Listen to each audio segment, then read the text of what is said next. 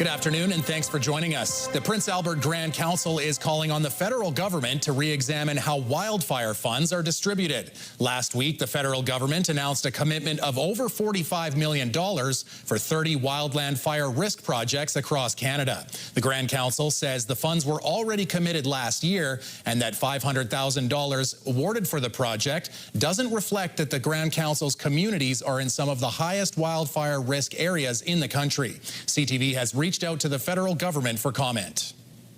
More than $300,000 worth of contraband was seized at the Saskatchewan Penitentiary on Sunday. Contraband included heroin, cocaine, crystal methamphetamine, THC, and unidentified pills with an estimated institutional value of $326,725. Police have been notified and Saskatchewan Penitentiary is now investigating. The Correctional Service of Canada says it has a number of tools to prevent drugs from entering its institutions. That includes ion scanners and drug-detecting dogs. While Air Canada and its flight attendants have reached a tentative deal, some Prairie passengers are still stuck in turbulence. Winnipeg couple Jennifer Raposo and Dwayne Toole say their trip to Ontario ended on a sour note after their flight home was cancelled during the strike. Toole says Air Canada refused to rebook them on another airline and instead only offered a refund, forcing them to pay $2,600, nearly 5 times the original fare to get home. And then he's like, would you like me to help you book another flight with another airline? I was like, are you guys going to pay for it? And he said no. A passenger rights group says this response violates Canada's air passenger protection regulations, which require airlines to cover the cost of alternate transportation. The advocacy group is urging affected travelers who were only issued refunds to pursue compensation through small claims court. CTV has contacted Air Canada for comment on the situation, but did not hear back in time for broadcast. Among those travelers left scrambling to find an alternative option to fly, a baseball team set to represent Saskatchewan at the U15 National Championships. You are able to make modifications to your existing booking. Please visit westjet.com/manage or the WestJet app for more information. How many times have you heard that message? Oh, a lot. The team was set to fly to PEI on Tuesday morning, but Monday afternoon, Air Canada canceled most of the day's flights, including the team's flight. Now their only chance of competing is up in the air as the tournament is underway. We knew it was happening. We knew there was going to be some issues. And then, today we got some confirmations the flights were going to be canceled. And we were pretty down for a bit, but it sounds like we're going to maybe find a solution. Well, I was down, but I think all the parents and coaches and everyone in the organization is just trying to do what they can to get us there and just make it work out. Parents and other family with flights on other airlines are trying to give up their seats in order to give their boys a chance to play. And while we may be getting some heat today across Saskatchewan, on the whole, this summer has been relatively cool, according to stats from Environment Canada. If our days of warm, sunny days seem to have been less this summer, you're right. Meteorologist Crawford Luke with Environment Canada and Climate Change confirms this summer across the province has been below average for heat slightly. He says it's only about half a degree cooler, which doesn't seem like that much unless it's being compared to the past few summers, which have been warmer. Between 2021 and 2024, Saskatoon saw about 20 days above 30 degrees Celsius. The average is 10 days, so we did double that number. This is probably the coolest summer we've had since 2020, but that's not to say that this summer has necessarily been that cold. It's more a reflection of how hot the last several summers have been. So there might be a little bit of recency bias built into people's perceptions there, but Environment Canada says it doesn't do conclusive long-term forecasting. Crawford does say that the remainder of the summer and fall still has a chance of being warm, and we could see even more 30-degree days.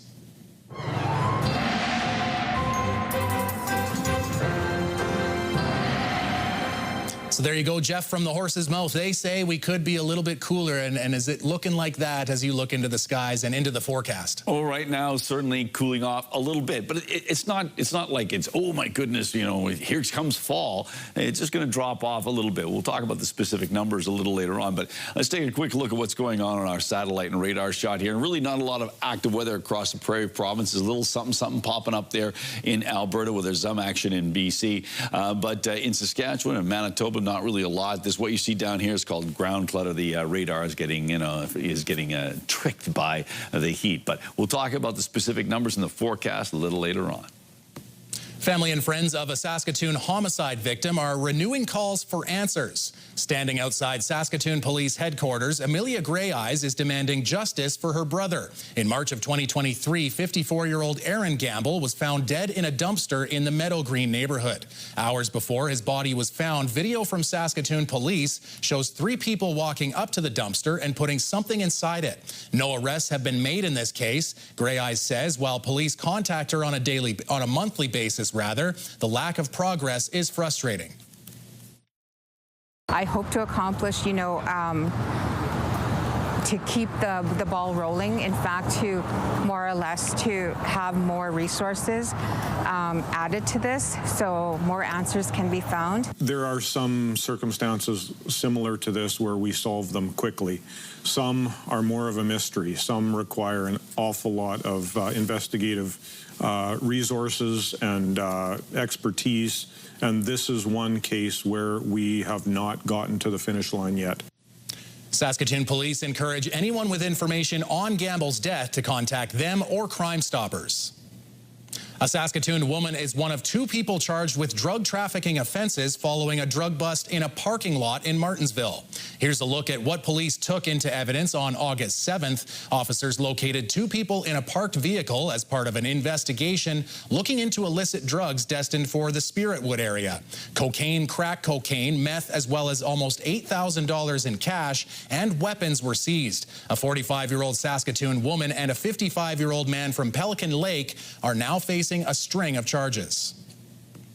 And a Saskatoon man is facing charges after a backpack full of drugs was thrown from a moving vehicle west of Elstow.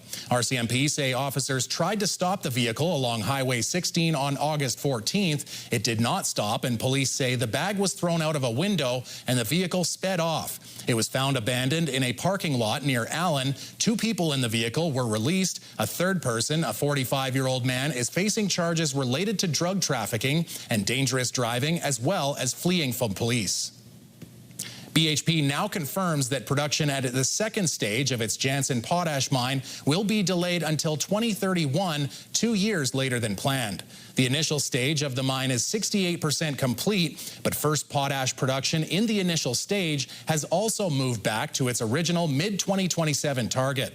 The mining giant cites cost as the main reason, with the first phase now estimated to cost $7.4 billion, up $400 million from the initial projection. A further update on the full cost of the mine is expected sometime next year. Once both stages are complete, the mine is expected to produce approximately 8.5 million tons of potash per year.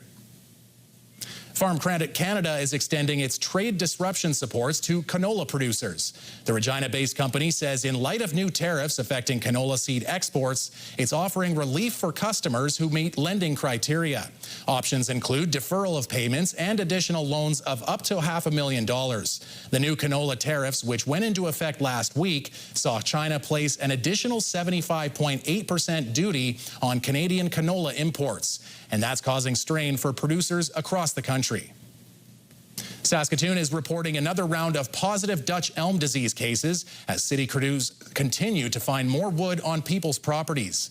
New cases were found in Montgomery, Riversdale, and Caswell Hill, in addition to new cases in City Park and Sutherland. The first cases of Dutch elm disease in Saskatoon were identified in 2015, with more cases being reported in the last 5 years. Aside from destroying infected trees, the city also sweeps a 1-kilometer area looking for stored wood. So far this year, the city has found and destroyed more than 4,000 kilograms of wood that it has seized, and staff say one log in your backyard can be a ticking time bomb with elm bark beetles on the prowl.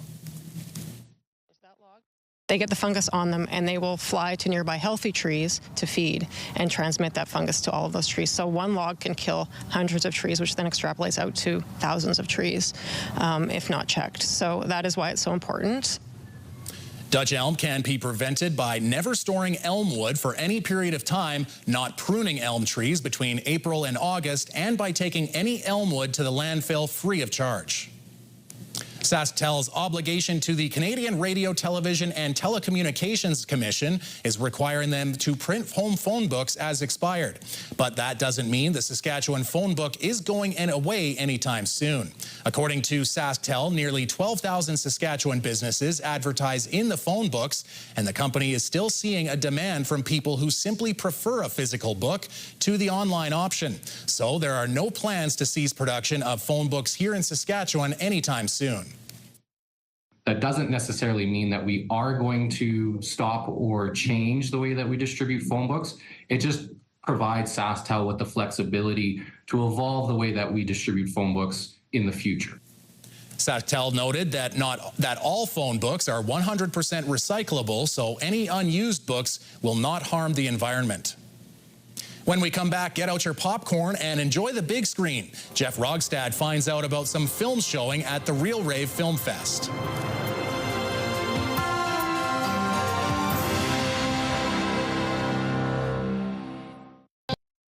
You drove here for this? He's my brother. Hey, how was your trip? How did I wind up getting roped into this? Oh, he ain't coming. I'm not getting in that truck without him. That is Alan Cumming. He stars in Drive Back Home. It is one of the selections at this year's Real Rave Film Festival going on at Prince Albert National Park, Waskesiu. And with us, one of the committee members who puts this exciting event on every year, Robert Hawkins. So thanks for being with us again this year. Thanks for having me, Jeff. So let's talk a little bit, before we talk about the other movies, because there's 5 other films that are playing on the weekend, let's talk about the festival itself. In broad strokes, what is it? This is the 21st year of the Real Rave, the Waskesiu International Film Festival, and we plan to put on 6 films over 3 days, Friday, Saturday, Sunday. We have 2 showtimes for each film, so if you work it right, you can see all 6. Yeah, you sure can. And of course, it's the Twin Pines Cinemas up at Waskesiu, a great place to be seeing films in a historic venue like that. So, it is. So let's, we have to get right down to business. Robert, Ghosts of the Sea. Another, we've had, something that's, I think, set on Canada's East Coast now, Ghosts of the Sea. Ghosts of the Sea is a story about a Norwegian adventurer who dies in a shipwreck. And this is a documentary? Yeah, it's a documentary made by his daughter, and she searches for her father and her brother, who also went missing at sea. And there's a hint of jiggery-pokery. Okay, all right, well, good. A bit of a mystery going on there, and that is a documentary. And there's at least one more documentary we'll talk about in a second or two here. But I do want to talk about, you often find some special gems that are award winners, and there's one that's an award winner from the Cannes Festival. Yes, that's All We Imagine as Light. It's a film that's a joint production between India and several other European countries. And it's a story about 2 young nurses and their trials and tribulations. Okay, fair enough then. I know, we're going through them quick. I know. And we also have, I mentioned there's another documentary, but it's an animated documentary. The goal is to make something funny, beautiful, spiritual, political, complex, simple, and true. So this looks interesting. It's called Endless Cookie. What can you tell me about this? Endless Cookie, to my knowledge, is the first time we've ever run an animation-type film. And it's a story about 2 men, one born of a First Nations father and one born of a European father. And they get together, and over 9 years they make this animated film. And it ends up in Shamattawa, Manitoba. Okay, fair enough then. And it's really quite interesting because, as you say, you've got one brother who's doing the interviewing and the other brother who's spinning the story. So it's kind of neat. And the animation style is unique, to say the least. Let's take a look at something, and I hope I get this title right. You Are Not Alone. It's a science fiction sort of a film? Yes, it's set in Montreal, and it's a young man who's got a kind of a sad and lonely life, and then he meets a young girl, and he's trying to move things forward, but In the meantime, there's a sci-fi twist because some aliens are trying to abduct him. Well, you know, that always ruins romance. I can't make it tonight, honey. Why? Oh, the aliens. You know what aliens like to do. Gotta go out with the aliens. Anyhow, and finally, and this is also something to do with, you know, I say travel in some respects because we had a sort of a travel theme this year. This is called Shepherds. Shepherd is about a young man who leaves the rat race to become a shepherd, herding sheep in the Alps. And so, but he's like from Montreal, and he heads over to over to Switzerland. To France. Yeah, France. Okay, there you go. And while there, he has a woman volunteer to help him herd the sheep. Okay. Do they fall in love? Spoiler. Yeah, a great lineup of films there, a lot of variety. For people who want to book their tickets ahead of time, like where do they go to get tickets, and do they make accommodations through the website, or they do that on their own? They do accommodations on their own, but the tickets can be purchased through the website, which is realravefilmfest.ca. Real Rave Film Fest is all one word. Okay. And it's not festival, it's fest. Okay, fair enough. And we should remind people when the dates are. The dates are the 5th, 6th, 7th of September in Waskesiu at the Twin Pine Cinema. For those who would like to know, 5 of the 6 films this year are Canadian or Canadian flavored, and that was part of our theme to get the elbows up. All right, fair enough. Then that sounds like the right theme to have, and given the times we're in right now. Always a pleasure to talk with you, Robert. Thank you again, and looking forward to, again, the Real Rave Film Festival, Film Fest. .ca. .ca up at Waskesiu. Thanks so much.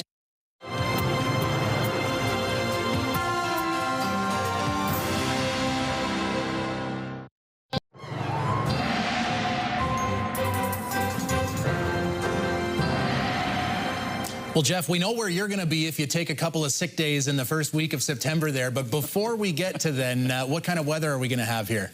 We have got ourselves, you know, a bit of a cool down. You mentioned that at the top of the program, John. There's a bit of a cool down on its way, but it's not dropping off like a rock, and it's going to bounce back. So, you know, a bit of, you know, again, a bit more of a cooling situation this summer, but it's not unmanageable. A little bit of active weather in British Columbia and Alberta, not so much here in Saskatchewan and Manitoba.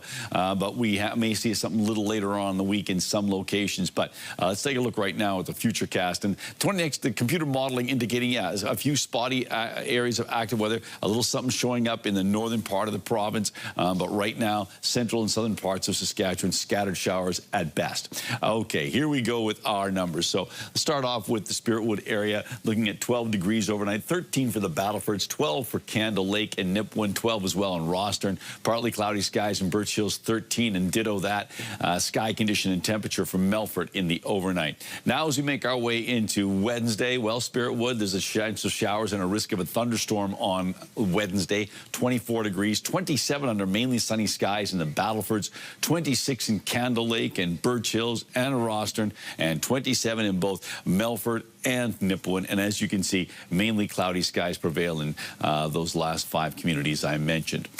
For the detailed forecast for Prince Albert and area tonight, we're looking at partly cloudy skies with light and variable winds, an overnight temperature of 12 degrees, so it's pretty close to seasonal. And then as we roll into tomorrow, well, another warm day. This is just slightly higher than seasonal. Feel a little warmer with the humidex mixed in there. Mainly cloudy skies with light and variable winds, so it's not going to be a particularly windy situation overnight and into tomorrow. And then as we take a look at Thursday, mainly sunny and 19 degrees, 18 on Friday, and then we get back into the 20s, low 20s, that's to be sure, but still, as I say, manageable. 20 degrees on Saturday, Sunday 21, 23 on Monday, and 1 week from today, we're looking at sunny skies and back to better than seasonal or warmer than seasonal temperatures with a high expected of 26 degrees.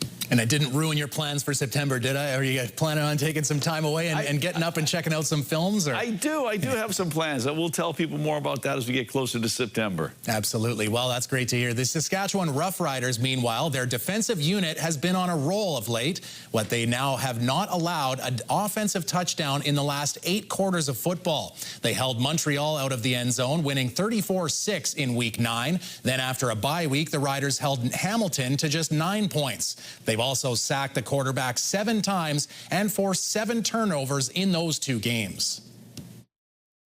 It's just attention to detail for those guys, and then capitalizing on opportunities. We talk about that all the time. They'll always present themselves. It's just a matter of if we do something with it. So, like I said before, yeah, we'd love to always keep offenses out of the end zone in this league. I haven't seen a whole ton of that, but certainly something that I know the guys will continue to push for. The Riders will look to avenge their only loss of the season when they head to Calgary for a West Division showdown.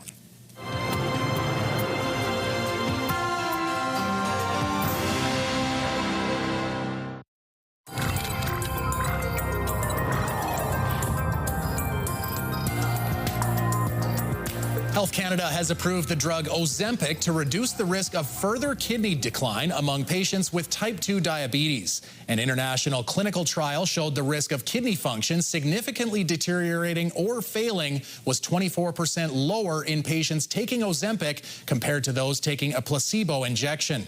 The study contributed to Health Canada's decision. A Toronto General Hospital kidney specialist who helped lead the Canadian part of the trial says the results show it's possible to reduce the loss of kidney function before patients need dialysis or a new kidney transplant.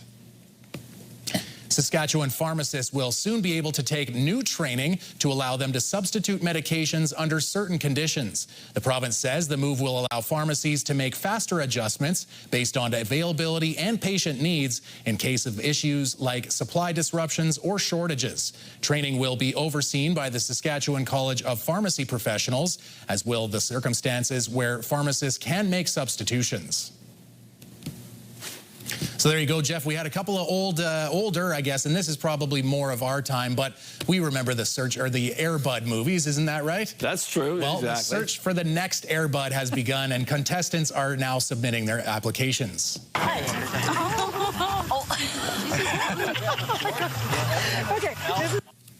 So the Air Bud family is searching for a purebred golden retriever to star in Air Bud Returns, carrying the 14-film franchise forward. Producers say the golden has to embody the charm and athleticism of the original Air Bud, and ideally probably love basketball too. The deadline to submit the application, August 22nd. I always think about that one line. Does your dog dribble? Well, no, he kind of drools.